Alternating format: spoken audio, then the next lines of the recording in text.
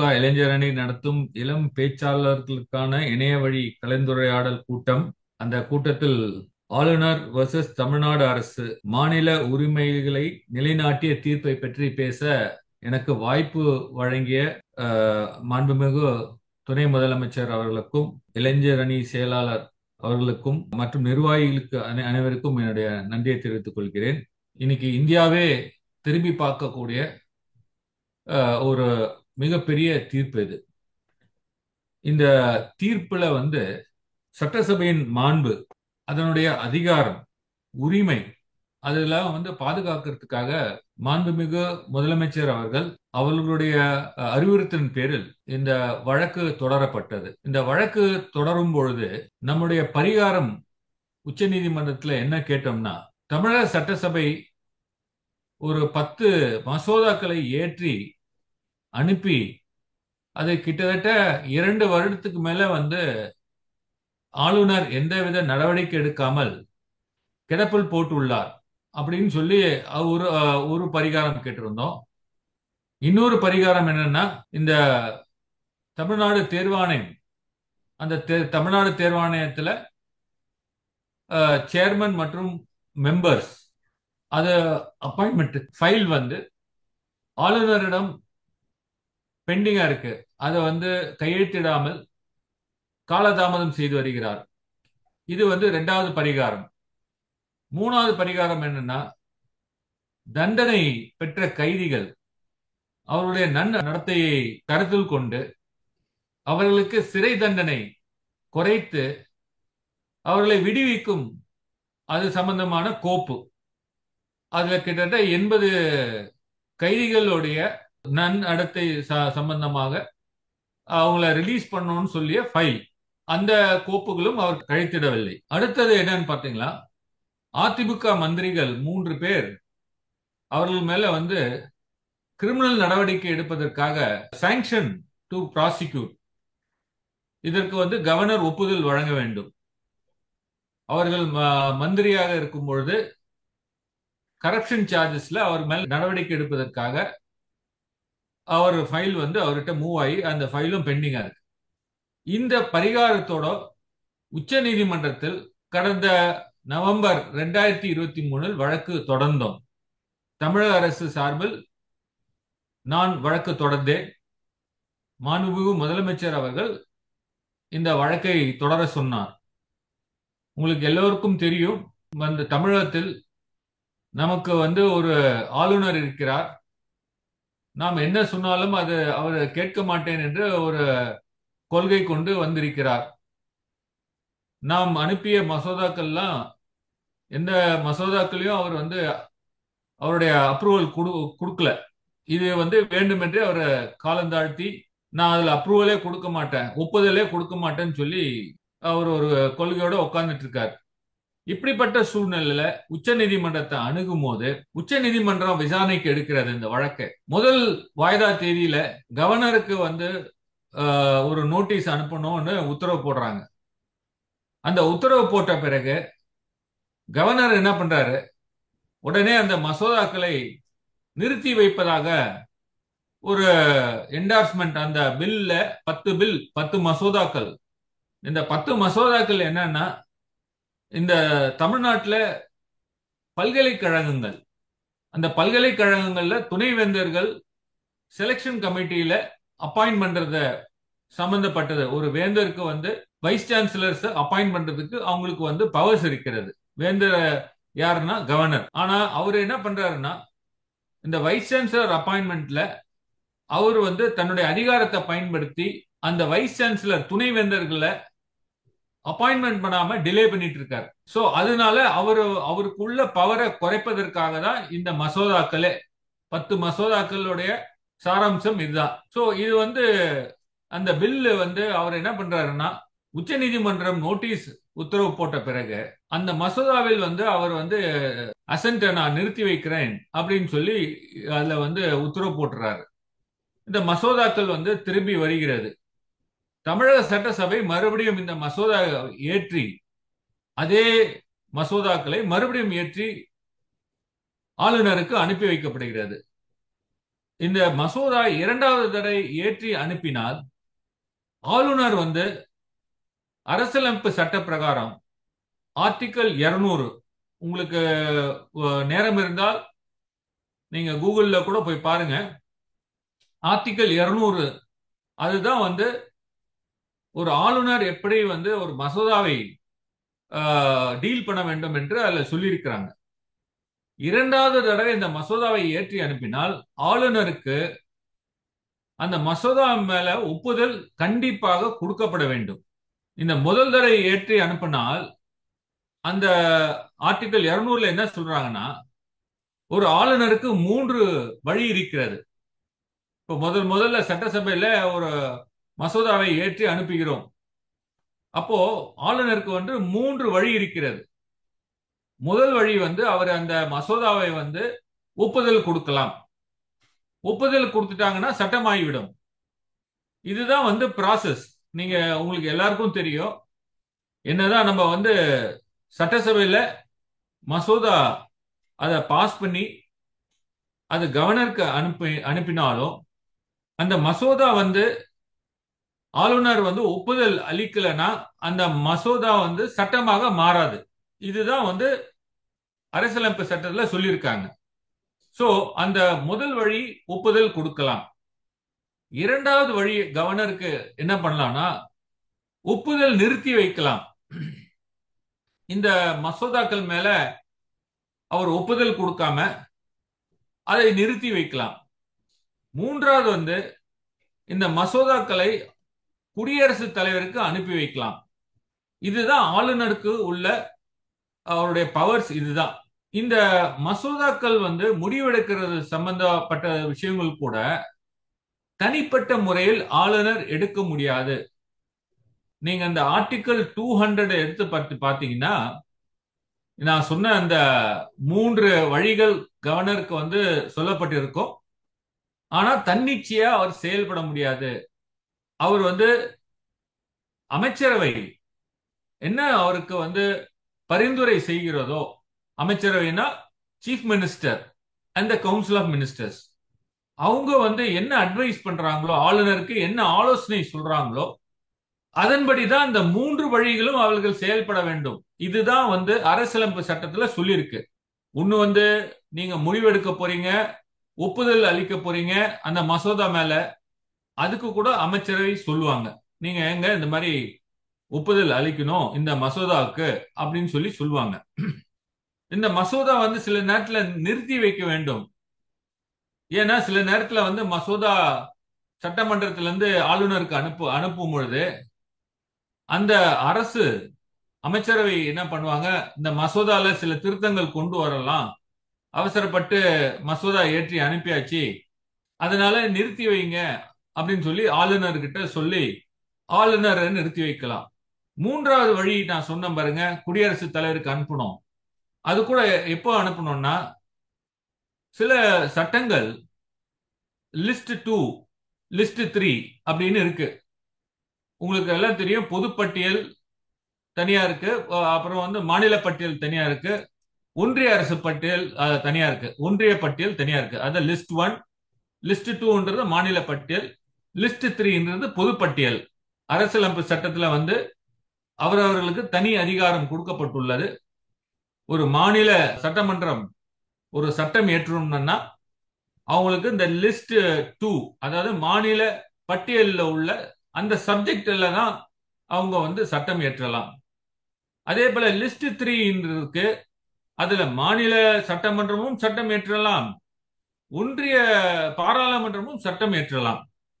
ஆனா பாராளுமன்றம் சட்டம் ஏற்றியாகிவிட்டது என்றால் மாநில சட்டமன்றம் சட்டம் ஏற்றும் போது, நேர் எதிர்மாறாக சட்டம் ஏற்றும் போது அதை குடியரசுத் தலைவருக்கு அனுப்பி அந்த மசோதாவை ஒப்புதல் பெற்றால் அந்த மாநிலத்தில் பாராளுமன்றத்துக்கு நேர் எதிரான ஒரு சட்டம் கொண்டு வர முடியும்.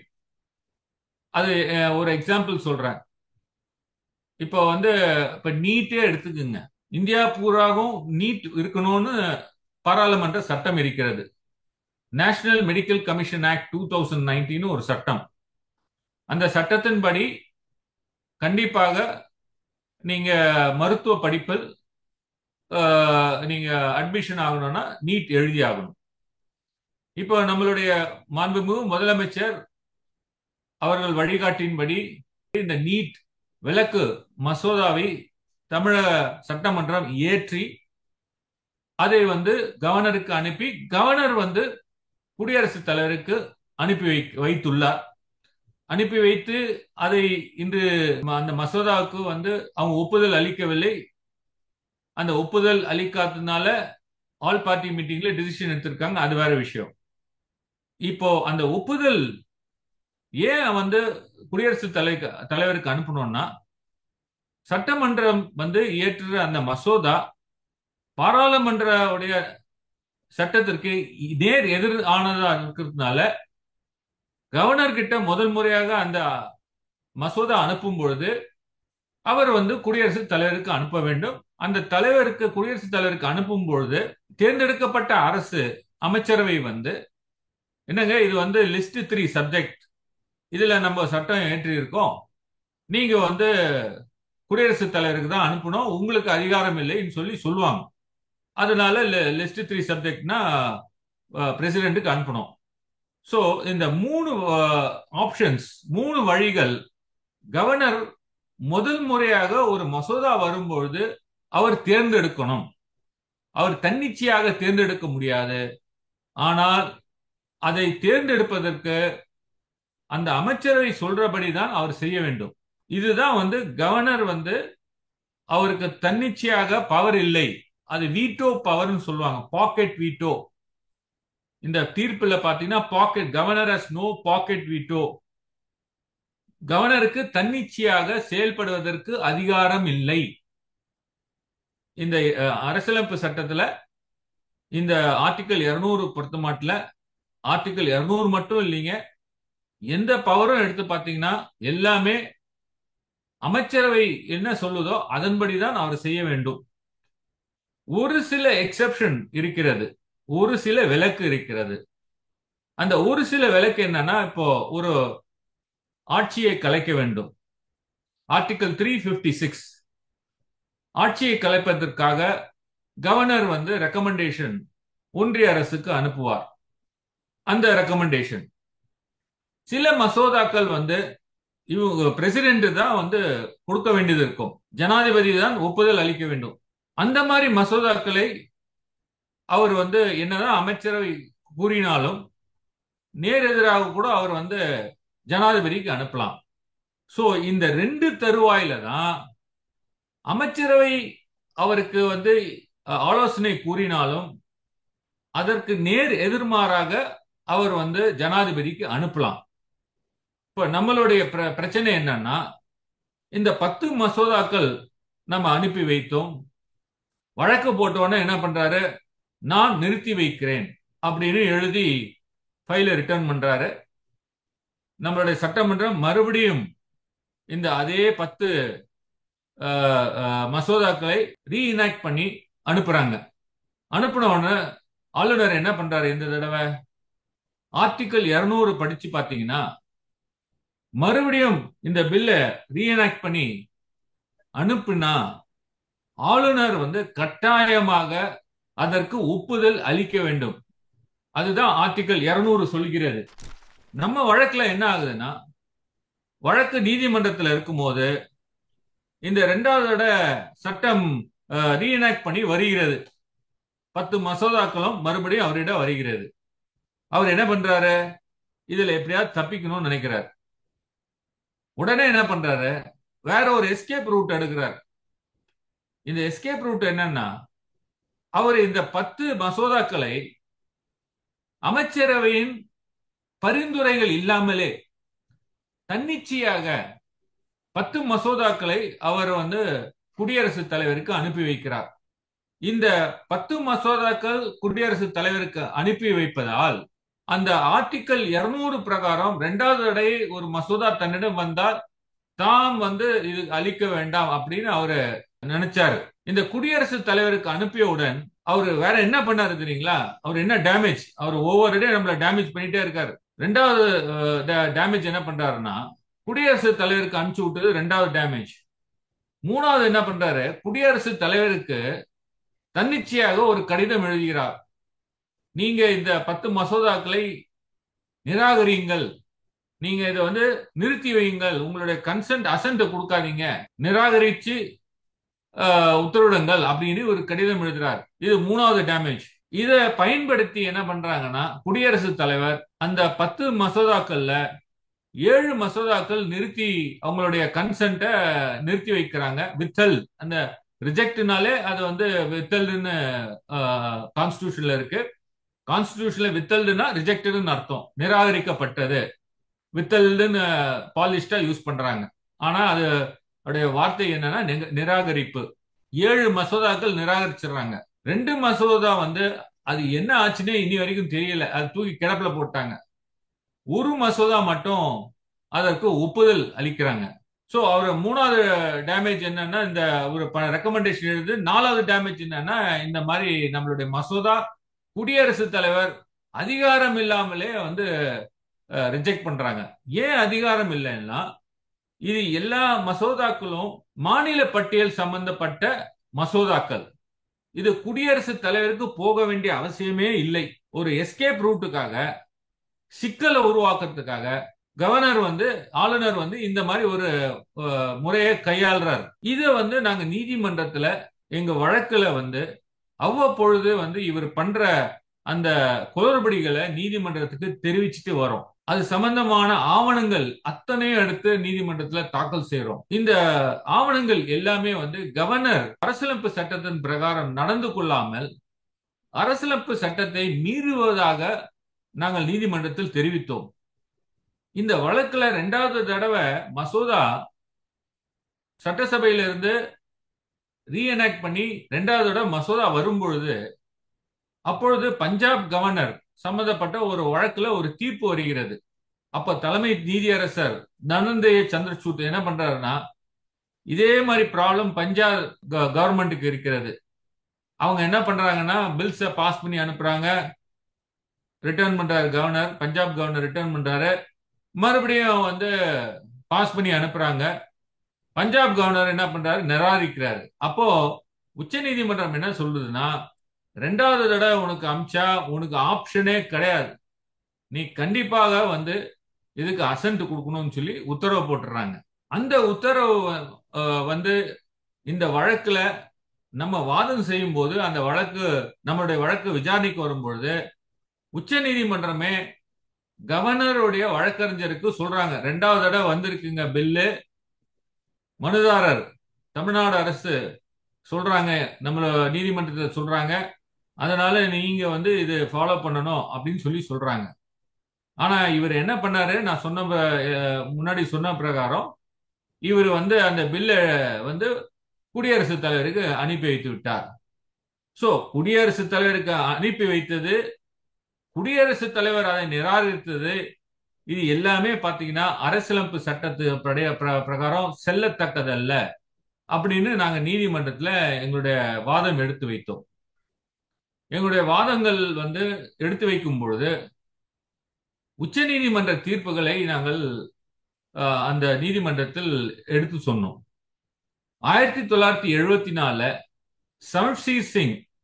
சம்ஷீர் சிங் அப்படின்ற ஒரு வழக்கு, அந்த 7 நீதிபதிகள் அடங்கிய அமர்வு, ரொம்ப ஃபேமஸான அந்த ஜட்மெண்ட். நீங்க 1974 சம்ஷீர் சிங் போட்டு பாருங்க.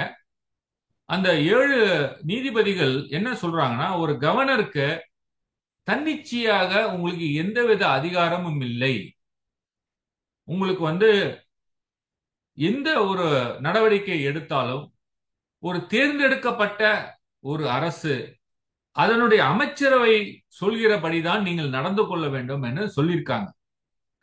இந்த ஷம்ஷேர் சிங் ஜட்மெண்ட் நாங்க எடுத்து சொல்றோம், நீதிமன்றத்தில் ஆர்கியூ பண்றோம். இது தவிர நாங்க நபம் ரபியான்ற ஒரு வழக்கு 2016 உச்ச நீதிமன்றம் தீர்ப்பு கொடுத்தது, அந்த வழக்கையும் எடுத்து நாங்க நீதிமன்றத்துல சொல்றோம்.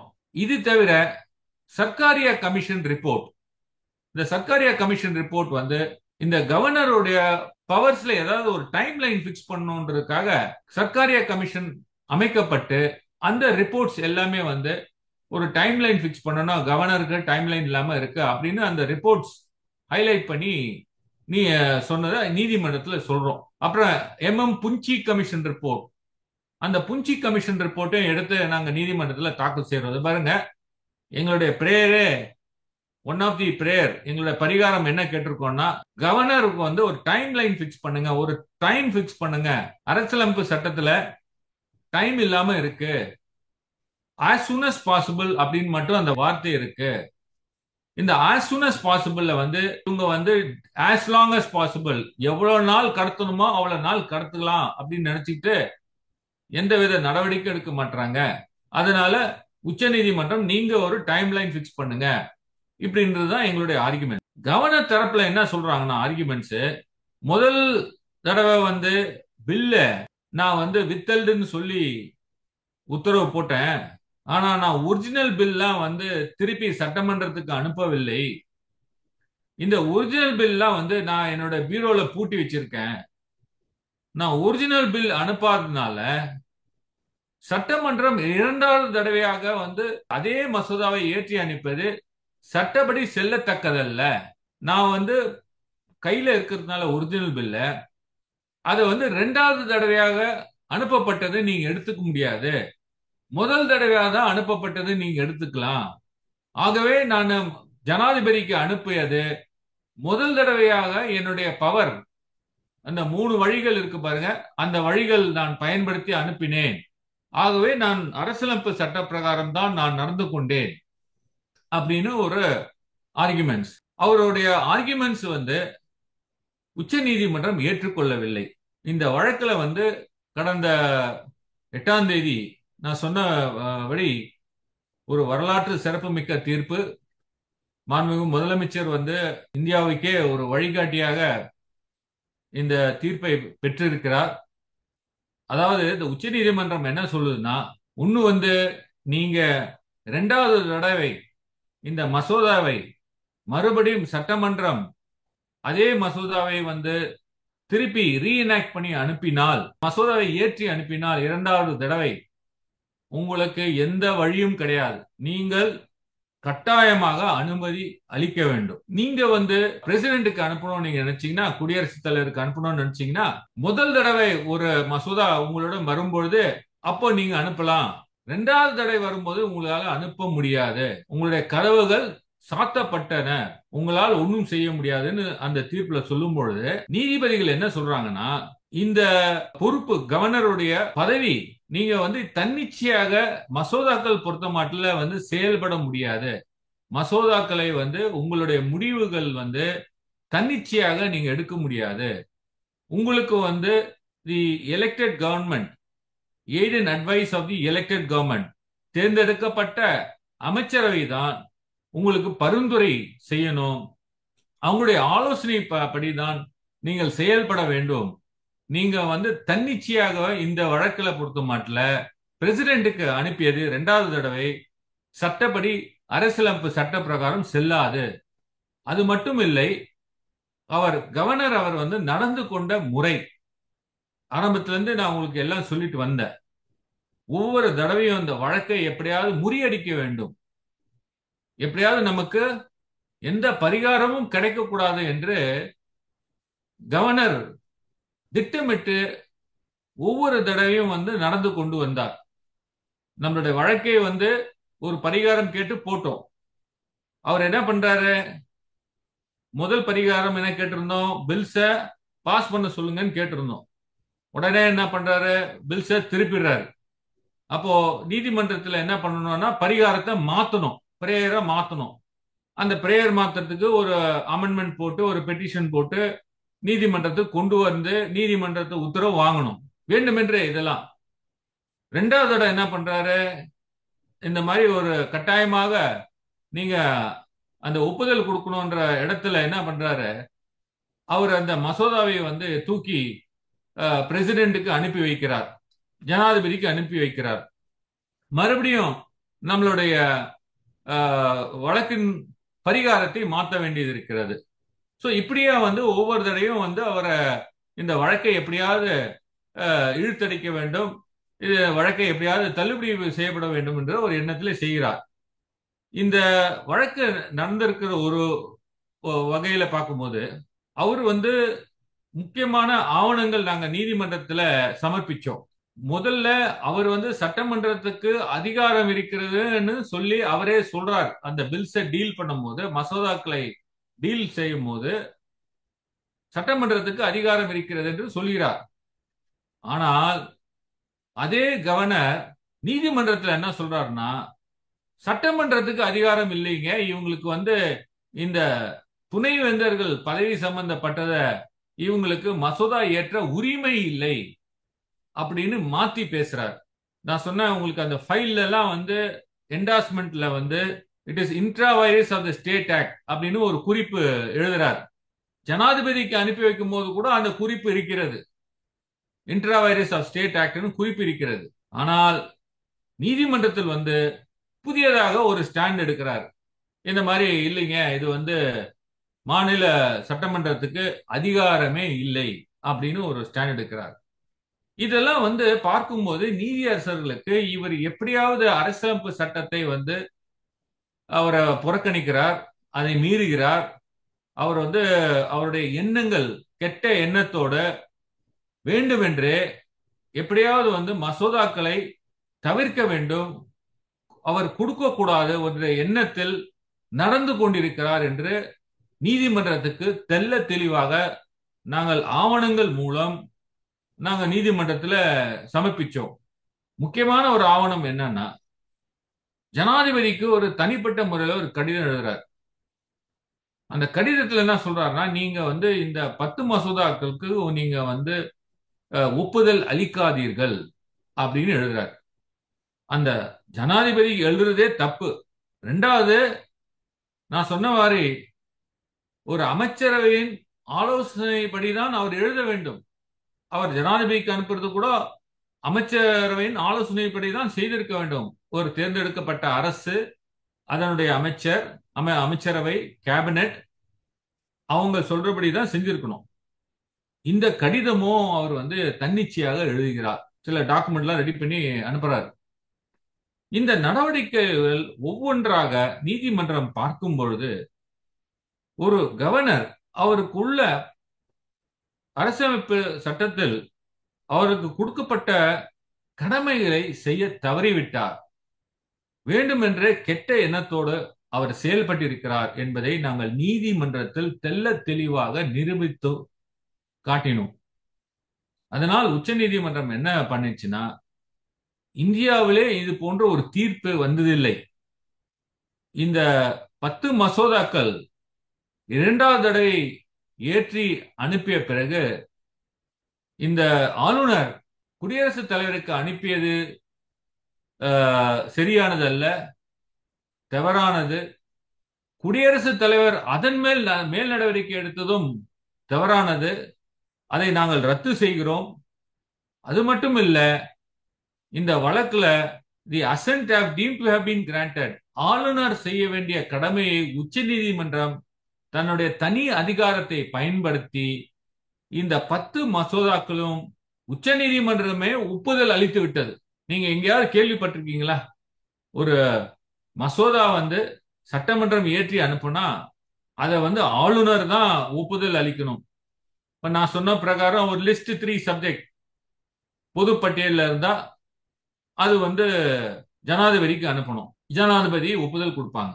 இவங்களுடைய இந்த ஆளுநர் நம்ம 10 மசோதாக்கள்ல அவர் எப்படி உள்நோக்கத்தோட கெட்ட எண்ணத்தோட அவர் நடந்து கொண்டதை நாங்கள் நீதிமன்றத்தில் நிரூபித்ததால் ஆர்டிகல் 142, இந்த ஆர்டிகல் 142 உச்ச நீதிமன்றம் சாதாரணமா யூஸ் பண்ணாது.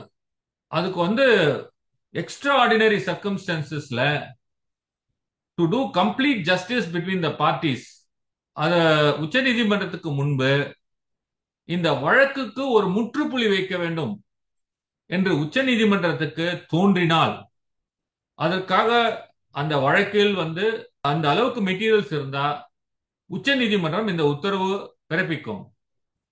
நம்மளுடைய வழக்கில், மாண்புமிகு முதலமைச்சர் தொடர்ந்த வழக்கில் இந்தியாவே திரும்பி பார்க்கக்கூடிய அந்த தீர்ப்பை, அதாவது கவர்னர் கொடுக்க வேண்டிய ஒப்புதலை உச்ச நீதிமன்றமே கொடுத்து விட்டது. இனி வரும் காலங்கள்ல கவர்னர் உங்களுக்கு டைம் லைன் நான் பிக்ஸ் பண்றேன், நீங்க ஒரு மசோதா வந்தா 30 நாட்களுக்குள்ள முடிவு பண்ணணும். இந்த டைம் லைன் ஏன் பிக்ஸ் பண்றாங்க? இந்த மசோதாக்கள்ல நான் சொன்ன மாதிரி இந்தியாவில் தமிழ்நாடு மட்டும் இல்லைங்க, நான் கேரளா அவங்களும் இதே போல ஒரு ப்ராப்ளம் இருக்கு, கர்நாடகாலையும் இதே போல ப்ராப்ளம் இருக்கு, பஞ்சாப்லயும் இதே போல ப்ராப்ளம் இருக்கு, தெலுங்கானாலையும் இதே போல ப்ராப்ளம் இருக்கு, டெல்லியிலும் அதே போல ப்ராப்ளம் இருந்திருக்கு. ஆகவே பாஜக ஆளாத மாநிலங்கள் எங்கெல்லாம் இருக்கோ அங்கெல்லாம் இந்த மாதிரி போல ஆர்.என். ரவி போன்ற கவர்னர்களை போட்டு என்னதான் மசோதா நீங்க சட்டமன்றம் ஏற்றி அனுப்பினாலும் அதை தூக்கி கபோர்ட்ல கட்டி போட்டு காலந்தாழ்த்திட்டே வந்தாங்க. இனி இந்த தீர்ப்பால என்ன நடக்கும்னா 30 நாட்களுக்குள்ள நீங்க மசோதாவை முடித்து வைக்க வேண்டும். நீங்க மசோதாவை தன்னிச்சையாக தொடவே முடியாது. இது உச்ச நீதிமன்றத்துடைய தீர்ப்பு. நீங்க இனிமேல்ட்டு மசோதாவை தன்னிச்சையாக அதை முடிவு செய்ய முடியாது. அந்தந்த மாநிலத்தில் உள்ள தேர்ந்தெடுக்கப்பட்ட அரசு அவங்களுடைய பரிந்துரையின்படிதான் கவர்னர் நடந்து கொள்ள வேண்டும். இனிமேல் உங்களுக்கு இண்டிபெண்டன்ட் பவரே கிடையாது. நீங்க கேட்டு தேர்ந்தெடுத்த அரசு என்ன சொல்லுதோ அதன்படி கேட்டு நடக்கணும். அதே போல அந்த மசோதாக்கள் கவர்னர் குடியரசுத் தலைவருக்கு அனுப்புறது கூட குடியரசுத் தலைவர் 3 மாதத்துக்குள்ள முடிவெடுக்க வேண்டும் அப்படின்னு சொல்லி அந்த உத்தரவுல போட்டிருக்காங்க. இப்ப பாருங்க, அந்த டைம் லிமிட் இருக்கிறதுனால எவ்வளவு மாநிலங்கள் பெனிஃபிட் ஆகுறாங்க. இந்த தீர்ப்பால நமக்கு ஃபியூச்சர்லயும் பெனிஃபிட் ஆக போகுது. இந்த தீர்ப்பால மற்ற மாநிலத்துக்கும் ஒரு பெனிஃபிட் ஆக போகுது. இந்த தீர்ப்பு பாத்தீங்கன்னா இந்தியாவிலே நான் சொன்ன பிரகாரம் எஸ்ஆர் பொம்மை கேஸ்க்கு அப்புறம் இந்த தீர்ப்பு தான் ஒரு வரலாற்று சிறப்பு மிக்க தீர்ப்பா அமையுது. இந்த தீர்ப்புல 30 நாட்களுக்குள்ள முடிக்கணும்னு சொல்லி கவர்னருக்கு உத்தரவு போட்டதுதான் இந்த பெனிஃபிட் நமக்கு மட்டும் இல்லைங்க, இந்தியாவில் உள்ள அத்தனை மாநிலத்துக்கும் இந்த பெனிஃபிட் இருக்கு. நம்மளுடைய மாநில சுயாட்சி, ஸ்டேட்ஸ் அட்டானமி, அது பாதுகாக்கப்பட்டுள்ளது. சட்டசபையின் மாண்பை தமிழக முதலமைச்சர் பாதுகாத்துள்ளார். சட்டசபையின் அதிகாரத்தை, அதன் உரிமையும் இந்த வழக்கின் மூலமாக பாதுகாத்துள்ளார். ஆகவே இந்த வழக்கு ஒரு ஐ ஓபனர்.